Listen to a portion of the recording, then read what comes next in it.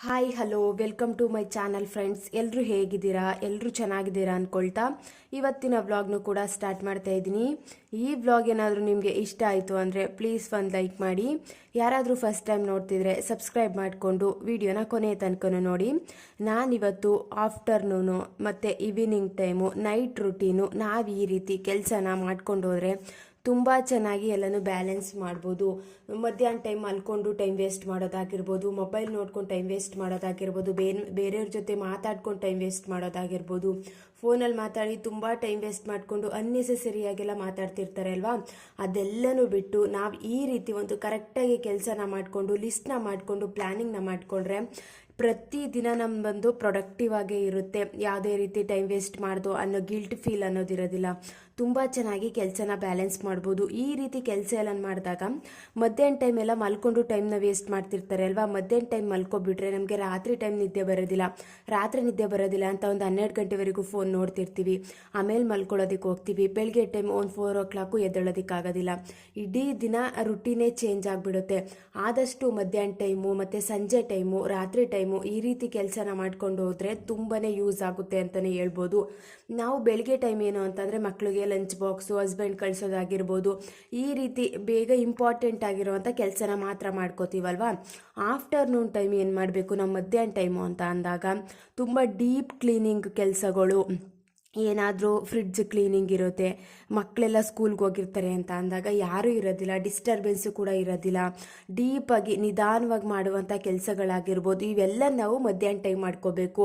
ನಿದ್ದೆ ಬರ್ತಿದೆ ಅಂದಾಗ ಈ ರೀತಿ ಕೆಲಸದಲ್ಲಿ ನಮ್ಮನ್ನು ನಾವು ತೊಡಗಿಸ್ಕೊಂಡಾಗ ಯಾವುದೇ ರೀತಿ ನಿದ್ದೆನೂ ಕೂಡ ಬರೋದಿಲ್ಲ, ಕೆಲಸನೂ ಕೂಡ ತುಂಬ ಚೆನ್ನಾಗಾಗುತ್ತೆ. ನೆಕ್ಸ್ಟು ಏನಾದ್ರು ಕಿಚನ್ ಎಲ್ಲ ಕ್ಲೀನ್ ಮಾಡ್ಕೋಬೇಕು, ಡೀಪಾಗಿ ಕ್ಲೀನ್ ಮಾಡ್ಕೋಬೇಕು ಅಂತಂದರೆ ಕಿಚನ್ ಕ್ಲೀನಿಂಗ್ ಮಾಡ್ಕೊಳ್ಳೋದಾಗಿರ್ಬೋದು. ನೆಕ್ಸ್ಟು ಬಟ್ಟೆ ಏನಾದರೂ ಕ್ಲಾತ್ ಫೋಲ್ಡಿಂಗ್ ಆಗಿರ್ಬೋದು, ಮತ್ತು ಬಟ್ಟೆ ಎಲ್ಲ ಮಡ್ಚಿಡೋದಾಗಿರ್ಬೋದು, ಈ ರೀತಿಯಲ್ಲೇ ಆದಷ್ಟು ನಾವು ಮಧ್ಯಾಹ್ನ ಟೈಮೇ ಮಾಡ್ಕೋಬೇಕು. ತುಂಬ ಬೆಸ್ಟ್ ಅಂತಲೇ ಹೇಳ್ಬೋದು. ಬೆಳಿಗ್ಗೆ ಹೊತ್ತು ಈ ರೀತಿ ಕೆಲಸ ಎಲ್ಲ ಮಾಡಿಕೊಂಡು ನೆಕ್ಸ್ಟು ತಿಂಡಿ ಮಾಡ್ಲಿಕ್ಕೆ ಹೋಗ್ತೀವಿ ಅಂದಾಗ ಟೈಮ್ ಆಗಿಬಿಡುತ್ತೆ. ಮಧ್ಯಾಹ್ನ ಟೈಮ್ ಈ ರೀತಿ ಪ್ಲ್ಯಾನಿಂಗ್ನ ಮಾಡ್ಕೋಬೇಕು.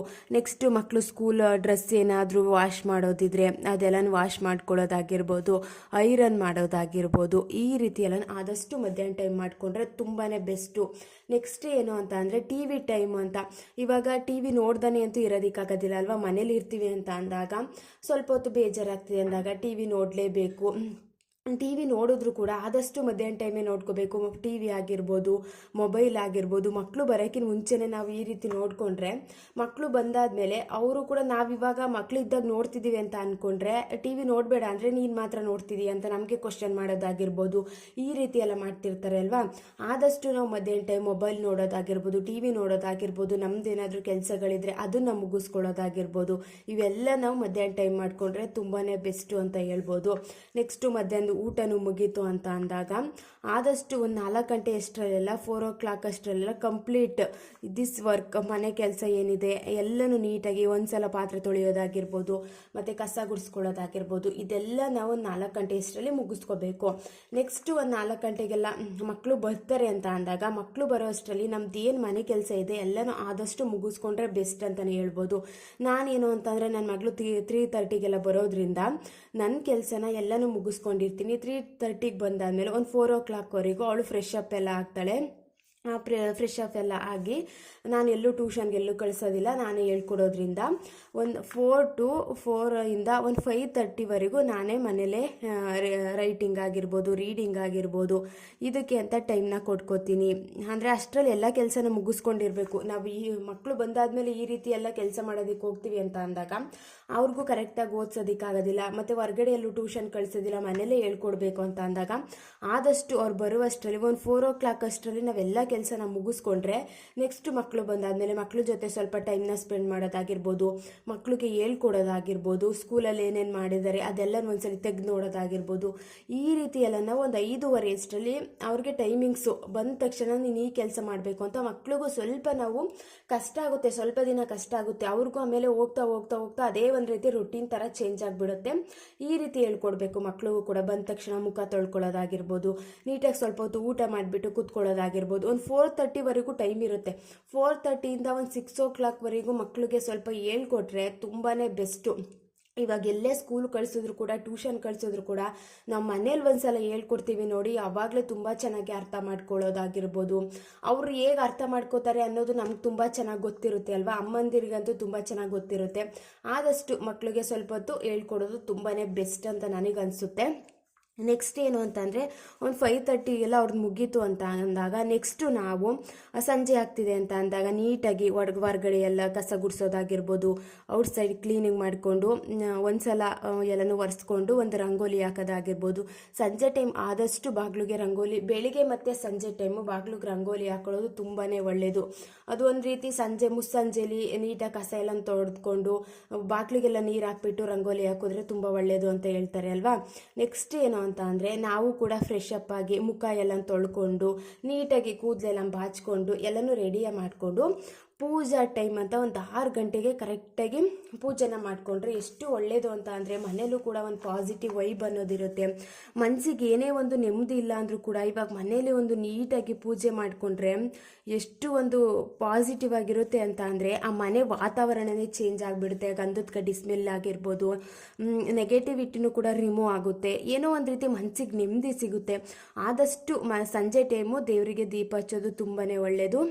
ಒಂದು 6 ಗಂಟೆಗೆಲ್ಲ ನಾವು ದೇವರಿಗೆ ದೀಪ ಹಚ್ಚಿ ಇನ್ನೆಲ್ಲ ಕೆಲಸ ಮುಗೀತು, ಮಕ್ಳಿಗೂ ಓದಿಸಾಯಿತು. ಮಕ್ಳಿಗೆ ಏನಂತ ಅಂದರೆ ನಾವು ಒಂದು 7 ಗಂಟೆ ಅಷ್ಟರಲ್ಲಿ ಅಡುಗೆ ಎಲ್ಲ ಮುಗಿಸ್ತೀವಿ. ನಾನು 7 ಗಂಟೆಯಿಂದ ಒಂದು 8:30 9 ಗಂಟೆ ಹೇಳ್ಕೊಡ್ತೀವಿ ಅಂತ ಆ ಟೈಮಿಂಗ್ಸ್ ಹಾಕೋಬಿಟ್ರೆ ಮಕ್ಕಳು ಮಾರ್ನಿಂಗ್ ಟೈಮು ಒಂದು 7:30ಗೆಲ್ಲ ಸ್ಕೂಲ್ಗೆ ಹೋಗ್ತಾರೆ, 8 o'clock ಎಲ್ಲ ಅಂತ ಅಂದರೆ ಅವರು ಮಲ್ಕೊಳ್ಳೋದೇ ಟೈಮ್ ಆಗಿಬಿಡುತ್ತೆ. ಮತ್ತು 8 o'clock ಎಲ್ಲ ಹೋಗಬೇಕು ಅಂತ ಅಂದಾಗ ಒಂದು 7 o'clock ಎಲ್ಲ ಎದ್ದಿರಬೇಕು. ಅವರು ತುಂಬಾ ಟೈಮ್ ಆಗಿಬಿಡುತ್ತೆ. ಆದಷ್ಟು ಅವರು ಸ್ಕೂಲಿಂದ ಬಂದ ತಕ್ಷಣವೇ ಹೇಳ್ಕೊಟ್ಬಿಟ್ರೆ ಮಕ್ಕಳಿಗೆ ತುಂಬಾ ಒಳ್ಳೆಯದು. ಇನ್ನು ಪೂಜೆ ಎಲ್ಲ ಮುಗಿಸ್ಕೊಂಡು ನಾವು ಕೂಡ ಒಂದು 6 o'clock ಅಷ್ಟರಲ್ಲಿ 6:30 ಅಂತ ಅಂದ್ಕೊಳ್ಳೋಣ, 6:30 ಅಷ್ಟರಲ್ಲಿ ನಾವು ಡಿನ್ನರ್ ಪ್ರಿಪ್ರೇಷನ್ಗೆ ರೆಡಿ ಮಾಡಿಕೊಂಡು ಇನ್ನು ಮಕ್ಕಳಿಗೆಲ್ಲ ಓದಿಸಾಯಿತು ಅಂತ ಅಂದಾಗ ಜಾಸ್ತಿ ಓದಿಸೋದೇನಾದರೂ ಇದೆ ಅಂದಾಗ ಸ್ವಲ್ಪ ಎಕ್ಸ್ಟ್ರಾ ಟೈಮ್ನ ಕೊಟ್ಕೊಬಿಡೋದು. ಎಕ್ಸಾಮ್ ಟೈಮ್ ಆಗಿರ್ಬೋದು, ಅವಾಗೆಲ್ಲ ಸ್ವಲ್ಪ ಎಕ್ಸ್ಟ್ರಾ ಕೊಡ್ಕೋಬೋದು. ಇನ್ನು ಡೈಲಿ ನಾವು ಅವತ್ತಿಂದ ಏನಿದೆ ಅವತ್ತಿಂದ ಮುಗಿಸ್ಕೋಬೇಕು ಅಂದಾಗ ಒಂದು 1.5 hour ಟೈಮ್ ಕೊಟ್ಕೊಂಡ್ರೆ ಸಾಕಲ್ವಾ. ಮಕ್ಕಳಿಗೂ ಕೂಡ ಸ್ವಲ್ಪ ಅವತ್ತಿಂದ ಅವತ್ತೇ ಓದಿಸ್ಬಿಟ್ರೆ ಅಲ್ಲೂ ಕೂಡ ಓದ್ಕೊಂಡಿರ್ತಾರೆ. ಮನೇಲೂ ಓದಿಸಿದ್ರೆ ತುಂಬಾ ಈಸಿ ಆಗುತ್ತೆ. ಆದಷ್ಟು ಅವ್ರು ಬಂದ ತಕ್ಷಣ ಒಂದು 6 ಗಂಟೆ ಒಳಗಡೆ ಓದಿಸ್ಕೊಂಡ್ರೆ ಬೆಸ್ಟು. ಇನ್ನು ಟೈಮ್ ಆಯ್ತಾ ಅವ್ರಿಗೂ ನಿದ್ದೆ ಬರ್ತಿರುತ್ತೆ, ಮಲ್ಕೋಬೇಕು ಅನಿಸ್ತಿರುತ್ತೆ. ಆವಾಗ ಅಷ್ಟು ಅವರು ಓದ್ಕೊಳ್ಳೋದಕ್ಕೆ ಕಾನ್ಸಂಟ್ರೇಷನ್ ಮಾಡೋದಕ್ಕೆ ಆಗೋದಿಲ್ಲ. ನೆಕ್ಸ್ಟು ಏನು ಅಂತ ಅಂದರೆ ಒಂದು 6:30ಗೆಲ್ಲ ನಾವು ಡಿನ್ನರ್ ಪ್ರಿಪ್ರೇಷನ್ ಮಾಡಿಕೊಂಡ್ರೆ ಒಂದು 7:30ಗೆಲ್ಲ ಮುಗಿಸ್ಕೊಬಿಡ್ಬೇಕು.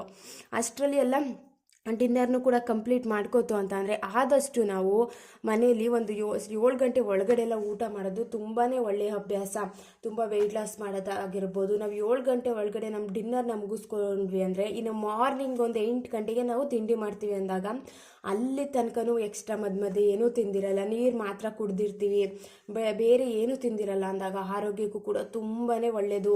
ನಾವು ಈ ರೀತಿ ಒಂದು 9 ಗಂಟೆಗಾಗಿರ್ಬೋದು 10 ಗಂಟೆಗಾಗಿರ್ಬೋದು ಈ ರೀತಿ ಎಲ್ಲ ಡಿನ್ನರ್ನ ನಾವು ಪ್ಲ್ಯಾನ್ ಮಾಡಿಕೊಂಡಾಗ ನಾವು ಮಲ್ಕೊಳ್ಳೋದೇ ಒಂದು 11 ಗಂಟೆ ಟೈಮ್ ಆಗಿಬಿಡುತ್ತೆ. ಆವಾಗ ನಾವು ಬೆಳಗ್ಗೆ ಬೇಗ ಎದ್ದೇಳಿ ತೆಗಿಯೋಕ್ಕಾಗಲ್ಲ. ಆದಷ್ಟು ಒಂದು 7:30 ಒಂದು 7 o'clock ಅಷ್ಟರೆಲ್ಲ ಕಂಪ್ಲೀಟ್ ಡಿನ್ನರ್ನ ಮುಗಿಸ್ಕೊಬಿಟ್ರೆ ನಾವು ನೆಕ್ಸ್ಟ್ ನಾವು ಮಲ್ಕೊಳ್ಳೋದು ಒಂದು 9 o'clock ಆಗುತ್ತೆ. ಅಂದರೂ ಕೂಡ ಈಸಿಯಾಗಿ ನಾವು ಮಾರ್ನಿಂಗ್ ಟೈಮ್ ಬೇಗ ಎದ್ದೇಳ್ಬೋದು. ಈ 7:30 ಒಳಗೆಲ್ಲ ನಾವು ಡಿನ್ನರ್ ಮುಗಿಸ್ಕೊತು ಅಂತ ಅಂದರೆ ನಾವು ನೆಕ್ಸ್ಟು ಏನಂತ ಅಂದರೆ ಕಿಚನ್ನ ಕ್ಲೀನಿಂಗ್ ಆಗಿರ್ಬೋದು. ರಾತ್ರಿ ಟೈಮ್ ಮಾಡಿಕೊಂಡ್ರೆ ತುಂಬಾ ಬೆಸ್ಟ್ ಅಲ್ವಾ. ಮಾರ್ನಿಂಗ್ ಟೈಮ್ ತುಂಬ ಕಾಮಾಗಿ ಪೀಸ್ಫುಲ್ಲಾಗಿ ಎದ್ದೇಳ್ಬೋದು. ಇನ್ನು ಮಕ್ಕಳಿಗೆಲ್ಲ ಚಿಕ್ಕ ಮಕ್ಕಳಿದ್ದಾರೆ ಅಂತ ಅಂದಾಗ ಅವ್ರಿಗೆ ಊಟ ತಿನ್ನಿಸೋದಾಗಿರ್ಬೋದು, ಅವರು ಮಲಗಿಸೋದಾಗಿರ್ಬೋದು, ಇದೆಲ್ಲ ಒಂದು 9 o'clock ಆಗೇ ಬಿಡುತ್ತೆ. ಅಂದರೆ ಅವರು ಒಂದೊಂದು ದಿನ ಬೇಗ ಮಲ್ಕೋತಾರೆ, ಒಂದೊಂದು ದಿನ ಬೇಗ ಮಲ್ಕೊಳ್ಳಲ್ಲ. ಮಕ್ಕಳು ಕೂಡ ಆದಷ್ಟು ಮಧ್ಯಾಹ್ನ ಟೈಮ್ ಮಲಗಿಸೋದಕ್ಕೆ ಹೋಗಬಾರ್ದು. ಒಂದು ಸ್ವಲ್ಪ ಆಟ ಆಡ್ಸೋದಾಗಿರ್ಬೋದು, ಬಿಸಿಲಲ್ಲಿ ಮೇಲ್ಗಡೆ ಕರ್ಕೊಂಡೋಗಿ ಟೆರಸ್ ಮೇಲೆಲ್ಲ ಒಂದು ಸ್ವಲ್ಪ ಆಟ ಆಡ್ಸೋದಾಗಿರ್ಬೋದು, ಈ ರೀತಿ ಎಲ್ಲ ಮಾಡ್ಕೊಂಡಾಗ ಅವರು ಕೂಡ ಒಂದು 9 o'clock ಎಲ್ಲ ಮಲ್ಕೋತಾರೆ ಅಂತ ಅಂದಾಗ ಅಷ್ಟರಲ್ಲಿ ನಾವು 9 o'clock ಒಳಗಡೆನೆ ಕಿಚನ್ ಕ್ಲೀನಿಂಗ್ ಆಗಿರ್ಬೋದು, ಅಡುಗೆ ಕೆಲಸ ಎಲ್ಲ ಮುಗ್ದಿರುತ್ತೆ ಅಂತ ಅಂದಾಗ ಆದಷ್ಟು ಕಿಚನ್ ಕ್ಲೀನಿಂಗ್ ಆಗಿರ್ಬೋದು, ನೆಕ್ಸ್ಟು ಪಾತ್ರೆಗೆಲ್ಲ ತೊಳೆಯೋದಾಗಿರ್ಬೋದು, ಈ ರೀತಿ ಎಲ್ಲನೇ ಆದಷ್ಟು ನಾವು ನೈಟ್ ಟೈಮೇ ಕ್ಲೀನ್ ಮಾಡ್ಕೊಬಿಡಬೇಕು. ವೆಸಲ್ಸ್ ಆಗಿರ್ಬೋದು, ನೆಕ್ಸ್ಟ್ ಕೌಂಟರ್ ಟಾಪ್ ಎಲ್ಲ ಕ್ಲೀನ್ ಆಗೋದಾಗಿರ್ಬೋದು, ಇದೆಲ್ಲ ನಾವು ರಾತ್ರಿ ಹೊತ್ತೇ ಮಾಡ್ಕೊಂಡು ನೋಡಿ ಎಷ್ಟು ಬೆಳಿಗ್ಗೆ ಟೈಮ್ ಈಸಿ ಆಗುತ್ತೆ ಅಂತ ಅಂದರೆ. ಮತ್ತು ಚಿಕ್ಕ ಮಕ್ಕಳಿದ್ದಾರೆ ಅಂತ ಅಂದಾಗ ನಾವು ಆದಷ್ಟು ರಾತ್ರಿ ಟೈಮೇ ಈ ರೀತಿ ಎಲ್ಲ ಮಾಡ್ಕೊಳ್ಳೋದ್ರಿಂದ ಬೆಳಿಗ್ಗೆ ಟೈಮು ಯಾವುದೇ ರೀತಿ ಕನ್ಫ್ಯೂಷನ್ ಇಲ್ಲದೆ ಆ ಕೆಲಸ ಆಗಿಲ್ಲ ಈ ಕೆಲಸ ಆಗಿಲ್ಲ ಅನ್ನೋ ರೀತಿ ಒಂದು ರೀತಿ ಅರ್ಜೆಂಟಲ್ಲಿ ಮಾಡುವಂಥ ಅವಶ್ಯಕತೆಯೂ ಕೂಡ ಇರೋದಿಲ್ಲ. ಮತ್ತು ಗ್ಯಾಸ್ ಸ್ಟವ್ ಆಗಿರ್ಬೋದು, ಇದೆಲ್ಲ ನಾವು ನೀಟಾಗಿ ಒಂದ್ಸಲ ಕ್ಲೀನ್ ಮಾಡಿಕೊಂಡು ಅಡುಗೆ ಮನೇನ ಮಾತ್ರ ಒಂದ್ಸಲ ಕ್ಲೀನ್ ಮಾಡಿಕೊಂಡು ಕ್ಲೀನ್ ಆ್ಯಂಡ್ ಮಾಪ್ ಒಂದ್ಸಲ ನೀಟಾಗಿ ಒರೆಸ್ಕೊಬಿಟ್ರೆ ತುಂಬ ಚೆನ್ನಾಗಿ ಕ್ಲೀನಾಗಿರುತ್ತೆ.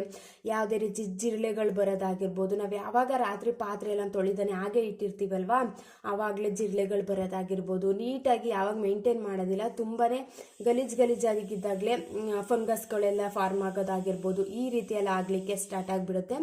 ಆದಷ್ಟು ನಾವು ರಾತ್ರಿ ಟೈಮಿಗೆ ಅಡುಗೆ ಮನೆಯನ್ನು ಮಾತ್ರ ಒಂದ್ಸಲ ಒರೆಸ್ಕೊಂಡ್ರೆ ತುಂಬಾ ಒಳ್ಳೆಯದು. ಅಡುಗೆ ಮನೆಯೆಲ್ಲ ಒರೆಸಾಯ್ತು ಅಂತ ಅಂದಾಗ ಹಾಲೆಲ್ಲ ಒಂದ್ಸಲ ಕಸ ಎಲ್ಲ ಗುಡಿಸ್ಕೊಂಡು ಇನ್ನು ಬೆಡ್ ಎಲ್ಲ ರೆಡಿ ಮಾಡಿ ನಾವು ಒಂದು 9 o'clock ಸ್ಲೀಪಿಂಗ್ ಮಾಡೋದಕ್ಕೆ ಹೋದರೆ ತುಂಬಾ ಒಳ್ಳೆಯದು. ಇನ್ನು ಮನೇಲಿ ಚಿಕ್ಕ ಮಕ್ಕಳಿದ್ದಾರೆ ಅಂತ ಅಂದಾಗ ಅವ್ರಿಗೊಂದಿಷ್ಟು ನಾವು ಪ್ರಿಪ್ರೇಷನ್ ಅಂತ ಮಾಡಲೇಬೇಕಲ್ವಾ. ಇನ್ನು ಮಾರ್ನಿಂಗ್ ಟೈಮ್ಗೆ ನಾವು ನೈಟ್ ಹೊತ್ತೆ ಎಲ್ಲ ಕೆಲಸ ಮುಗೀತು, ಅಡುಗೆ ಮನೇನು ಕ್ಲೀನ್ ಆಯಿತು ಅಂದಾಗ ಟುಮಾರೋ ಲಿಸ್ಟು ನಾವು ಮಾರ್ನಿಂಗ್ ಟೈಮ್ ಏನು ಲಿಸ್ಟ್ ಮಾಡ್ಕೋಬೇಕು, ಟುಮಾರೋ ಲಿಸ್ಟ್ ಅಂತ ಮಾಡಿಕೊಂಡು ಊಟದ್ದಾಗಿರ್ಬೋದು, ತಿಂಡಿದಾಗಿರ್ಬೋದು, ಮಧ್ಯಾಹ್ನದ ಏನೇನು ಕೆಲಸ ಇರುತ್ತೆ ಅದೆಲ್ಲ ಲಿಸ್ಟ್ ಮಾಡ್ಕೊಳ್ಳೋದು ತುಂಬಾ ಬೆಸ್ಟು. ಲಿಸ್ಟ್ ಎಲ್ಲ ಆಯಿತು ಅಂತ ಅಂದಾಗ ಮಕ್ಕಳದು ಸ್ಕೂಲ್ ಯೂನಿಫಾರ್ಮ್ ಕರೆಕ್ಟಾಗಿದೆಯಾ ಅದನ್ನು ಕೂಡ ಒಂದ್ಸಲ ಚೆಕ್ ಮಾಡೋದಾಗಿರ್ಬೋದು. ನೆಕ್ಸ್ಟು ಮಕ್ಕಳು ಲಂಚ್ ಬಾಕ್ಸ್ಗಳು ಸರಿಯಾಗಿದೆಯಾ ಅಂತ ಒಂದ್ಸಲ ಚೆಕ್ ಮಾಡೋದಾಗಿರ್ಬೋದು.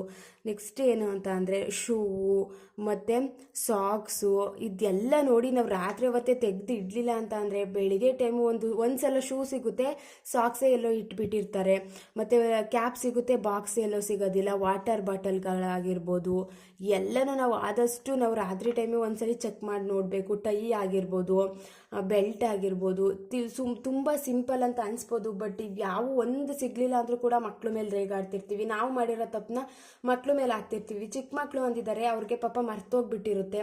ಆದಷ್ಟು ನಾವು ಒಂದ್ಸಲ ಚೆಕ್ ಮಾಡಿ ನೋಡಬೇಕು. ಮಲ್ಕೊಳ್ಳೋಕ್ಕಿಂತ ಮುಂಚೆ ಸ್ಕೂಲ್ ಯೂನಿಫಾರ್ಮ್ ಕರೆಕ್ಟಾಗಿದೆಯಾ, ಐರನ್ ಮಾಡಬೇಕಾದ್ರೆ ಮಾಡೋದಾಗಿರ್ಬೋದು, ಲಂಚ್ ಬಾಕ್ಸ್ ಎಲ್ಲ ನೀಟಾಗಿ ಒಂದು ಸೈಡ್ ತೆಗೆದಿಟ್ಕೊಳ್ಳೋದಾಗಿರ್ಬೋದು. ಈ ರೀತಿ ಆದಷ್ಟು ನಾವು ಪ್ರಿಪ್ರೇಷನ್ ಅನ್ನೋದನ್ನ ಮಾಡಿಕೊಂಡಾಗ ತುಂಬ ಈಸಿಯಾಗಿ ನಾವು ಬೆಳಗ್ಗೆ ಟೈಮ್ನ ನಾವು ಬ್ಯಾಲೆನ್ಸ್ ಮಾಡ್ಬೋದು. ಯಾವ ರೀತಿ ಗಜಿಬಿಜಿ ಅನ್ನೋ ರೀತಿ ಇರೋದಿಲ್ಲ. ನೆಕ್ಸ್ಟ್ ಏನು ಅಂತ ಅಂದರೆ ಅವ್ರದ್ದೆಲ್ಲ ನೀಟಾಗಿ ತೆಗೆದು ಇಟ್ಬಿಟ್ಟು ಈ ನೈಟು ನಾವು ಮಲ್ಕೊಳ್ಳೋದನ್ನ ನೆಕ್ಸ್ಟ್ ಮಾಡೋದಾಗಿರ್ಬೋದು. ಈ ರೀತಿ ಎಲ್ಲ ಮಾಡ್ಕೋಬೇಕು.